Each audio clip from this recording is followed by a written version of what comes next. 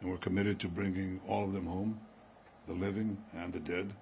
And we appreciate all the help that President Trump and you have given us in this sacred task.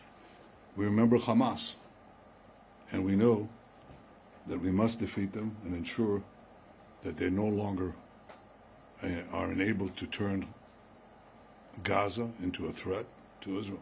They no longer should be there.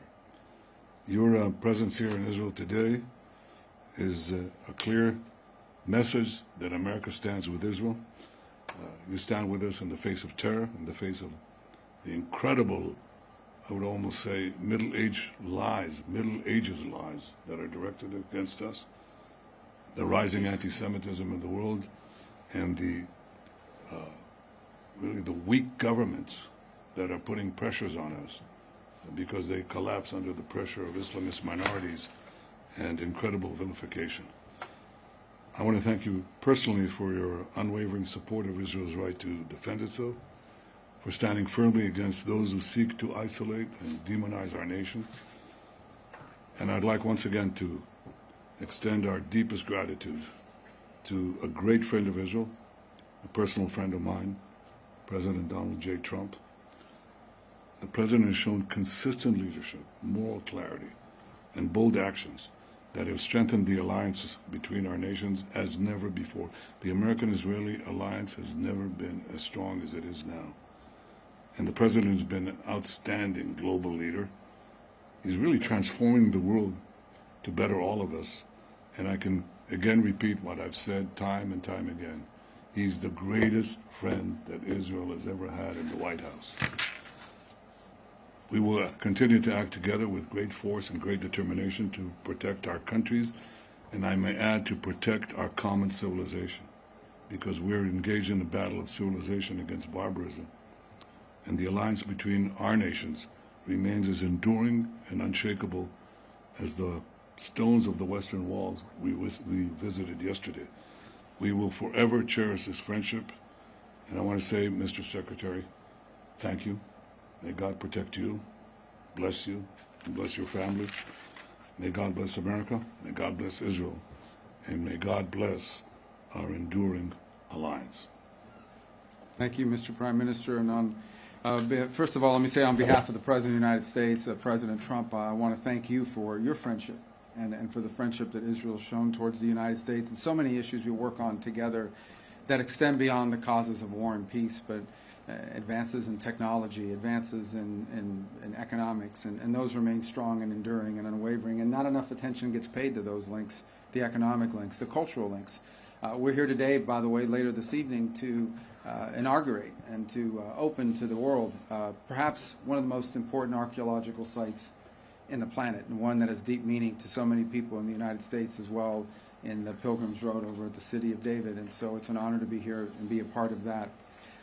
As far as the President's been clear on the ongoing issues in Gaza, and that is that every single hostage, both living and deceased, needs to be home immediately. Hamas can no longer continue to exist as an armed element that threatens the peace and security, not just of Israel, but of the world, and that the people of Gaza deserve a better future, one that cannot begin until Hamas is eliminated and until all of the hostages, both living and deceased, are home. And he remains committed firmly to that objective. And that's what we seek to talk about today, have talked about today, and will continue to talk about, and that is the road forward on how to achieve those things. Those objectives remain. Those objectives remain in place. Beyond that, obviously, we cooperated and were involved together just a few weeks ago on the issue of Iran and Iran's desire to possess not just nuclear weapons, but short and mid-range missiles with the capability of threatening our presence here in this hemisphere, in this region, and of course the safety and security of the Jewish state. But I would venture to say a threat that actually extends well beyond that to the kingdoms of the Gulf and eventually even into Europe. In fact, some of the missiles they're trying to develop now can already range countries in Europe. And so a nuclear Iran governed by a radical Shia cleric that possesses not just nuclear weapons potentially, but the missiles that could deliver those weapons far away, is an unacceptable risk, not just for Israel, not just for the United States, but for the world. And that is that's why the President continues with our campaign of maximum pressure. There will continue to be maximum economic pressure on Iran until they change course. That's why we are encouraged to see our partners in Europe begin the process of snapping back sanctions on Iran. They are clearly out of compliance with what was already a flawed deal to begin with, and we encourage them to continue down that road. We 100% support that. That is exactly what needs to happen, and we remain firmly committed, as I said, to the President's objective, which he's been abundantly clear on, and I want to repeat.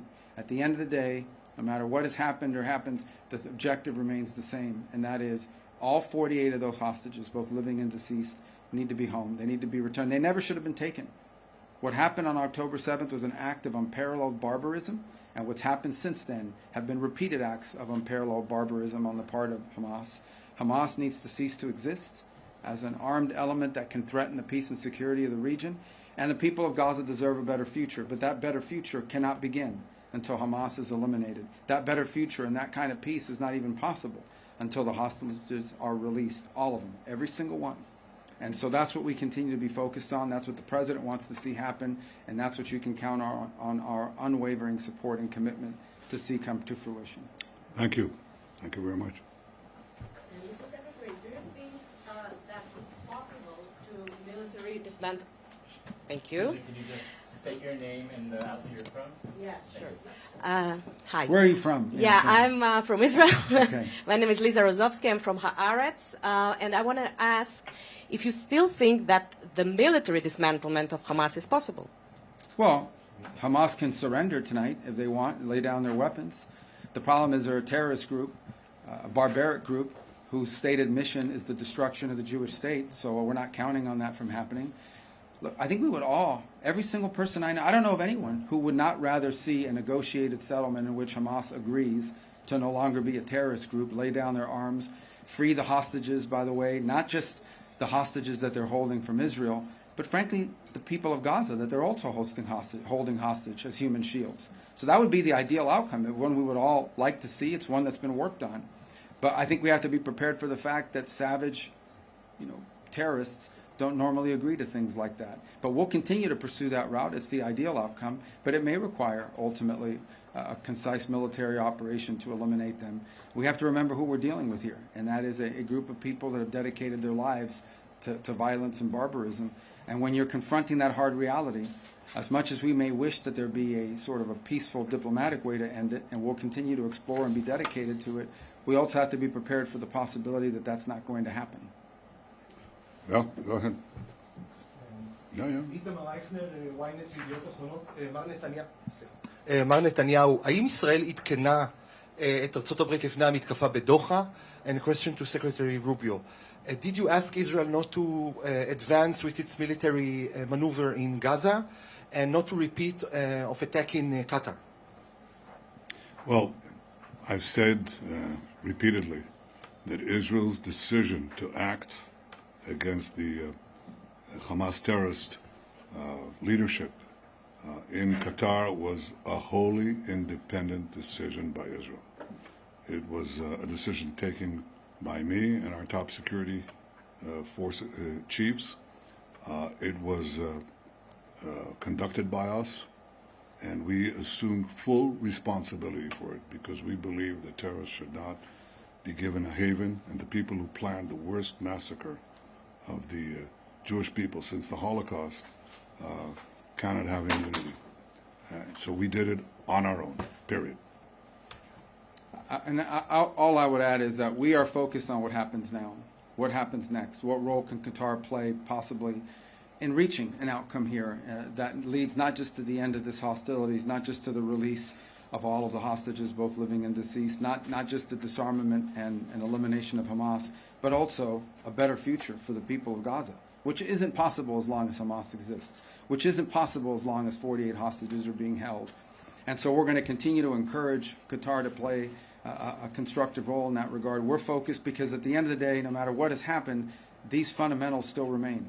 There is still a Hamas, there is still 48 hostages, and there is still a war going on. And all of these things standing in the way of a better future for the people of Gaza and a peaceful end to what's happening now. So we're going to remain focused on what we can do next. Okay. Can I ask, Mr. Secretary? You can ask anything, but there's order. Go ahead. Yeah. הנשיא טראמפ הביע את דאגתו, הנשיא טראמפ הביע את דאגתו בעקבות רצח צ'רלי קירק שם בארצות הברית מארגונים רדיקליים בשמאל שמלבים שנאה וחותרים תחת הדמוקרטיה.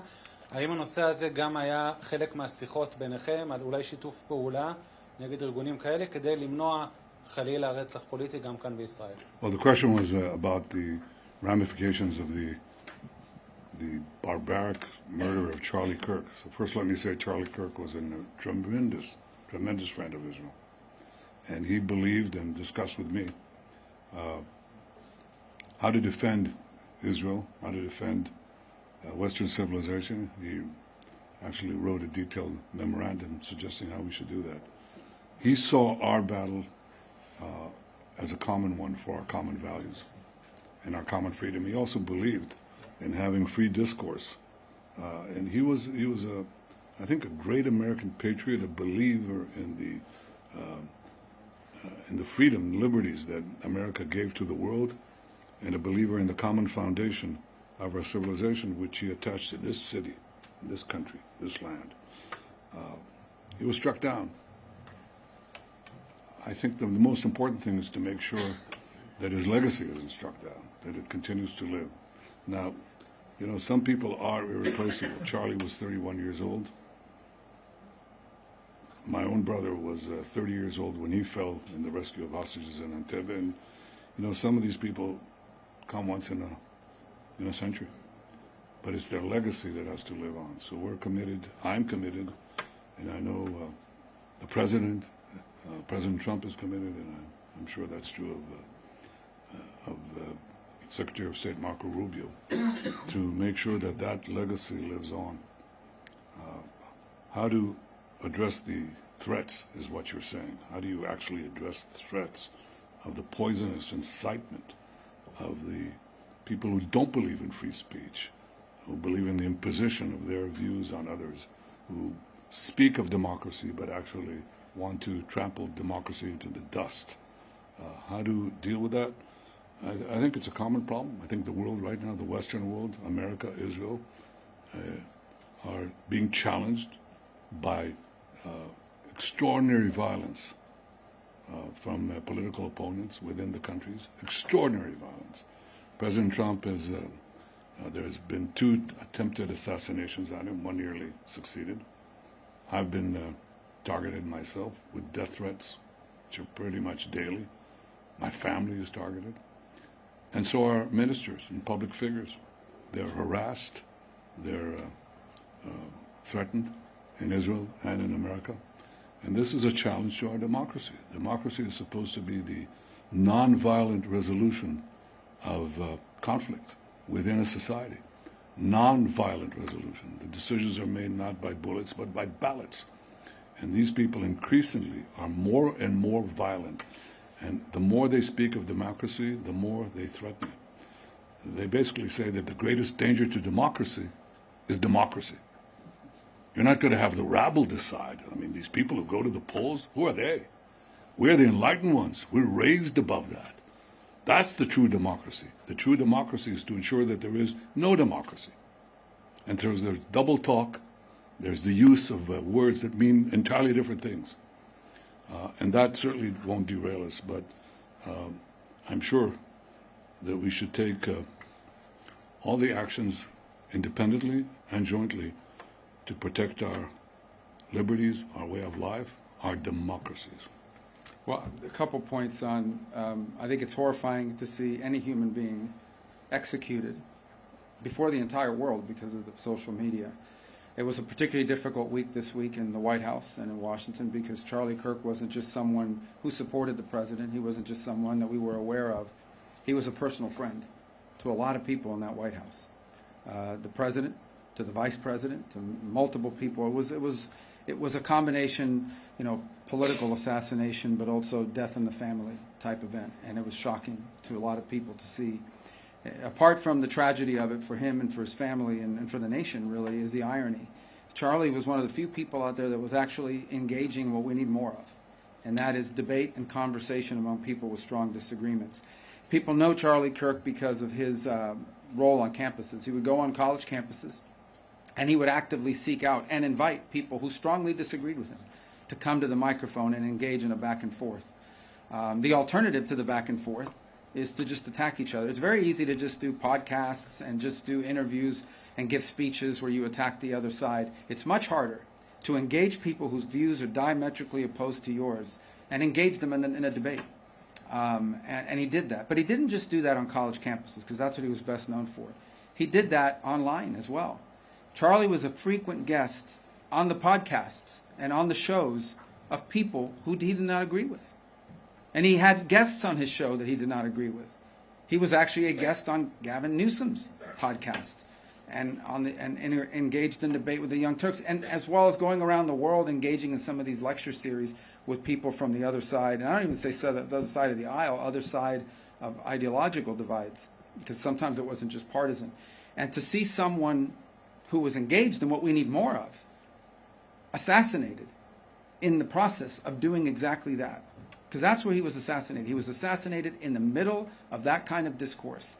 I think was an effort not simply to silence Charlie's voice, but I think is an effort to intimidate and silence that kind of effort in America. And I think for the world to engage in that kind of discourse with people you disagree with. And once a society loses the ability of people with strong disagreements to engage in discourse, then the only option you're left with is either silence or violence, neither one of which is acceptable. Both are very destructive. Let's take from the foreign press. So let's Thank you. Tom Bateman from BBC News. First of all, Mr. Secretary, you have very vocal anger from Arab countries, your Gulf allies, over the Israeli strike last week, accusing Israel of barbarism in their words. Isn't this a crisis now for American diplomacy? And how are you going to assure your Gulf allies, as the President says, that this won't happen again? And Mr. Prime Minister, can you give us your assessment of whether last week's attack did actually kill any of the Hamas leadership in the building? And in Gaza City, with tower blocks being destroyed every day, dozens dead daily, are you simply using the civilian population of Gaza as a means to apply pressure on Hamas? Well, let me begin with a question you asked me, and that is, we have strong relationships with our Gulf allies. We work very closely with them on a number of things. We've been engaged with them. We've been engaged with them consistently before what happened and after what happened. And ultimately, the point we will make to everybody is that some fundamentals still remain that have to be addressed, irrespective of what has occurred. The reality of it is we still have 48 hostages.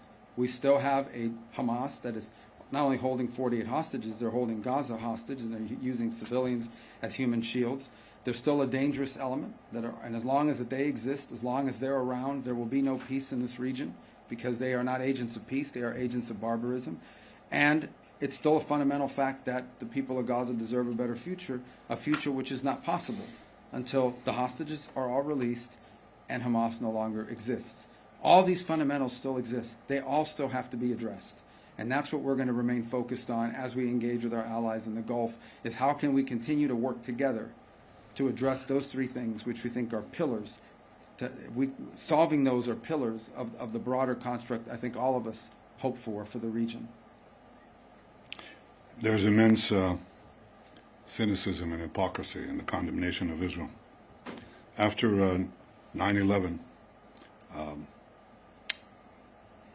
the Security Council of the United Nations passed Resolution 1373, and that resolution said that states must not harbor, give safe haven, finance, plan, or allow such actions for terrorists.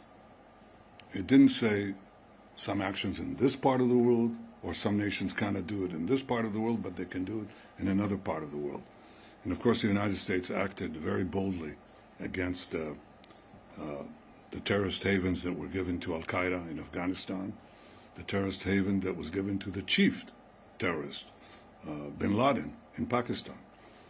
Those countries that are condemning Israel today did not come and say, well, what a terrible thing was done. The sovereignty of Pakistan was violated. The sovereignty of Afghanistan was violated.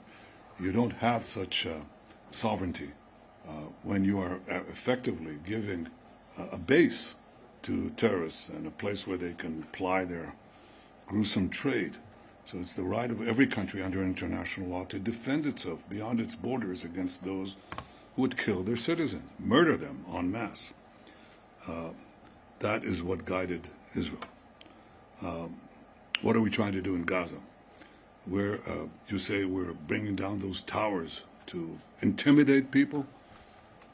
We're not bringing down those towers to intimidate people. Those towers are serving as Hamas strongholds. But what we're doing is we're telling the population, because we're going to take over and destroy the Hamas stronghold, they're one of the last two strongholds and the most important one that Hamas has left in the Gaza Strip. We ask you to leave. And what is Hamas doing? They're asking them to stay because they want to use them as human shields, as they've done from the beginning of the war. And we say, leave, please leave. Do leave, fast, and as fast as you can. And that's what we're doing right now. Hamas is telling them, Hamas is not only telling them, don't leave, but in previous occasions, including a few weeks ago, they shoot them. They shoot women and children in the legs, beginning with the legs, then they go higher if it doesn't work, to keep them in harm's way.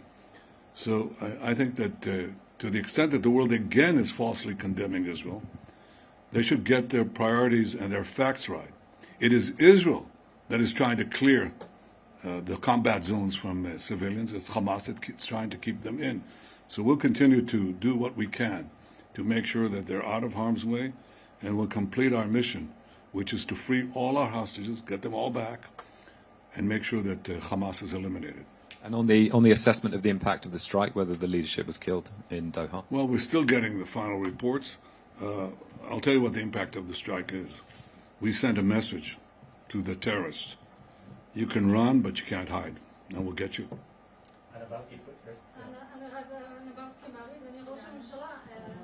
אדוני ראש הממשלה, לפי הדיווחים, לא רק שהתקיפה של צה"ל נכשלה בקטר, אלא גם נחשפו יכולות מסווגות של צה"ל בתקיפה בשבוע שעבר. האם בדיעבד אתה מצטער על ההוראה שנתת להוציא את התקיפה לפועל?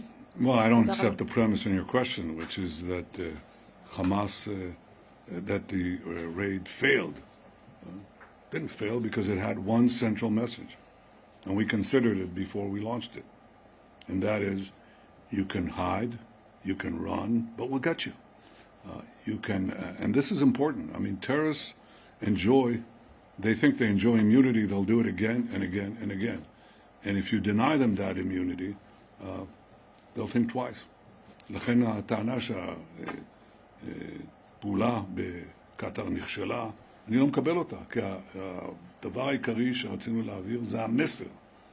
שאתם לא מקבלים חסינות בשום מקום בעולם. זו הייתה המדיניות שלנו, וזאת היום המדיניות שלנו. Mr. Prime Minister, Robbie Grammer with the Wall Street Journal. Just to put a finer point on it, would you rule out further strikes on Hamas operatives in foreign sovereign countries in the region? And for Secretary Rubio, what's your message to close U.S. allies like the UK, which you plan to visit, on the vote at the United Nations to advance a Palestinian state, not just to nations overall, but some of our closest allies like the UK? Thanks. The principle that terrorists should not have immunity wherever they are, wherever they may be, was not established by me. We had a massacre a few decades ago. It's called the Munich Massacre, in which PLO terrorists murdered our athletes to the Olympic Games. And my predecessor, Golda Meir, vowed that we shall track down these terrorists and get them one by one, which is what we proceeded to do in the leading European countries. And we did this one by one by one. I didn't hear a great cry of wrongdoing to these countries. Even though they weren't harboring terrorists, the terrorists were there. Okay, they didn't even harbor them, as is the case in other cases. The terrorists happened to be on that soil, and we acted, which is what democracies do, including the leading democracy, when they have the ability to target terrorists to threaten their civilians. So this is a principle we established. It's a principle we follow. It hasn't changed. On your question, these things that people are doing and these different countries are doing at the United Nations, First of all, they're largely being done because of their own domestic politics. Second of all, they're largely symbolic. They have really no impact whatsoever in bringing us any closer to a Palestinian state. The only impact they actually have is it makes Hamas feel more emboldened. It makes other elements like Hamas feel more emboldened. It actually has made it harder. It's actually served as an impediment to peace. In the past, we have seen when these statements have come out, you know, maybe there's a negotiation going on. Maybe you think you've actually made some progress on getting some hostages released or an end to the war. And then these things come out, and all of a sudden these groups back off. In many cases, walk away. Hamas has walked away from agreements that they actually had tacitly agreed to. But then they see the sort of international support they believe they're getting as a rule, and they walk away from it. So we've warned of two things. One, it actually makes it harder to negotiate when those negotiations were occurring, and because it emboldens these groups.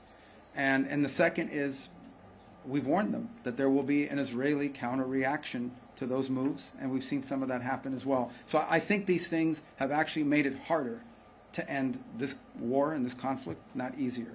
And we've expressed that to them. I've expressed that to them directly on multiple occasions, and I'll continue to do it. Now, they're going to do what they want, and they're going to continue to do what they're doing, but I'm telling you, it's actually hurting the cause they think they're furthering. Two last questions. Let's take one for the foreign press and one from the Israeli press. You take it. Go ahead. You tell them. Go ahead. It's fine. Thank you. Secretary, I wanted to ask, I know you mentioned prior to the trip that the focus of the trip was not the Israeli plans for the operation in Gaza City, but I was wondering if you could tell us if that's something, and Mr. Prime Minister, good to see you again, if this is something that came up in your discussions in terms of the U.S. view on the announced Israeli plans for military operations in Gaza City, and what the U.S. view is about this idea of, as some have talked about, a Gideon's Operation Gideon's Chariot kind of 2, or a continuation of the offensive, or an expansion of the offensive, potentially this month in Gaza City. Yeah. Thank you. The best way for me to put it to you is that the purpose, of our conversations have been about what the president. I'll restate what the president has repeatedly said. He wants every single hostage released. He wants Hamas eliminated as a threat, and he wants to then have the United States be helpful in rebuilding Gaza for the future that's going to be peaceful and prosperous, and not have elements like Hamas operating. That's the goal. Now, how do we achieve that? How do we get there? That's what we're always talking about. That's what we talked about today. And that's going to continue to be the focus of our engagement in this. We want all of the hostages out, all of them, every single one of them, both living and deceased, all of them. There should never have been hostages. This should never have happened. Okay, this happened because on October 7th, these animals, these barbaric animals, conducted this operation, and against innocent people that had nothing to do with any of this. And that's why this all started. We've forgotten that. People have forgotten that that's where this all began. That's why the president keeps saying, remember October 7th. We wouldn't even be having these conversations right now if these barbarians had not done what they did. So this is what brought us to this point. It needs to end. And how does it end? It ends by eliminating the people who did it, by ending them as a threat. It ends by releasing every single hostage, both living and deceased. There should never have been a hostage. There should not be a hostage now. And then, when all of that is done, then we can begin the work, I hope, internationally, to providing the people of Gaza the kind of future that they deserve, but that they will never have as long as a group like Hamas exists. So that's been our focus, and obviously, we have been the focus and at the core of much of what we talked about. How do we achieve what I believe is a shared goal, not just of the United States and Israel, but of multiple countries around the world and certainly in the region who want to see the same outcome. And that's what we've been focused on. That's been the president's focus. And he wants that to all happen as soon and as quickly as possible. You asked a question. What was the tail end of your question? Just if you could comment about, following your discussions of the past couple of days about Israel's plans with regard to Gaza City and potential expansion of the offensive there. Well, I'm not going to talk about our tactical plans. I leave that to our military people in the field. But I have stated the cabinet's decision on 5 principles that I brought before it. And as Secretary Rubio correctly said, this war could end now. And it requires the first step for Hamas to lay down its arm, to release all our hostages. And I'll bring you the 3 other points that we put forward. The third is that Gaza should be demilitarized. Demilitarized is different from just laying down your arms, because you want to make sure that arms are not smuggled into Gaza and arms are not produced in Gaza. So demilitarization is the third point. Overriding Israeli security responsibility is the fourth point, to make sure that there's no resurgent terrorism, Hamas or from any other organization. And the last thing is to establish a transitional civilian government by people who do not advocate the destruction of Israel, do not educate their children to terrorism, finance terrorism, or launch terrorism. These are the 5 points, and we're committed to doing it. We're now, Secretary Rubio said, how do you achieve this? How do you achieve the release of the hostages and eliminating Hamas if you keep Hamas there? If they surrender, lay down their arms, then you can do the rest without battle. And at any point, if you can do something without battle, it's better. Having been in battle, I can tell you it's not a lot of fun. And to see your friends die next to you is not a lot of fun. Or maimed for life, that's not a lot of fun. So if we can achieve this by having a Hamas surrender, all the better. One last question. I don't know. בבקשה. תודה. אברהם חסון, ערוץ 14. ראש הממשלה, מהם הצעדים המשותפים כתגובה אפשרית להצהרה עתידית על מדינה פלסטינית באו"ם, והאם הועלתה אפשרות לחלת ריבונות ביהודה ושומרון כתגובה לצעד העתידי? צעד העתידי הוא צעד עתידי, אתה לא חייב לחשוף אותו לפני כן, אבל ברור שאם נוקטים פעולות חד-צדדיות נגדנו, אז פשוט מזמינים פעולות חד-צדדיות מצידנו. Thank you very much. That's it. Thank you. I want to acknowledge, the presence of two extraordinary ambassadors here, Ambassador Huckabee, American ambassador to Israel, and Ambassador Leiter, Israel's ambassador to the United States, our foreign minister, Gideon Sal, our National Security Council head, Tzachi Hanegbi, and my staff, and your staff. Yeah. All great people. Thank you. Thank you. Thank you very much.